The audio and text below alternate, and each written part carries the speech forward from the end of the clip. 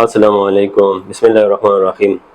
زه ډاکټر شیخ ګلاب ENT سرجن پاک میډیکل سنټر کې کار کوم او نن زموږ دغه ټاپک دا دی چې موږ وایو چې عام ولس ته دا پته ولګي چې په ENT کې کوم پریکټس کیږي، نو چې کوم اپریشنونه دي موسټلی زموږ عوام دا خبره کوي چې د پوز اپریشن چې کوم دی دا مه کوئ، دا ناکام وي. اکثر خلکو سره دا یاره وي.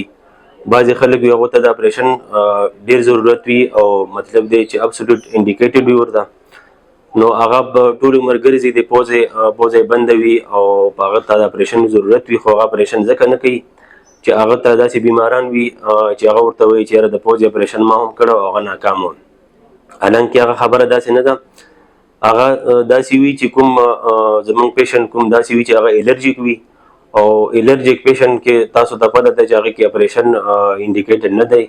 هغه زیات زموږ په میډیکیشن سره ښه کېږي. هغه چې د پراپر د ENT کنسلټنټ سره کنسلټیشن وکړي او مشوره ورسره وکړي، نو هغه بیا ENT سرجن په دې پوهېږي چې دې ته اوس اپریشن پکار دی که نه.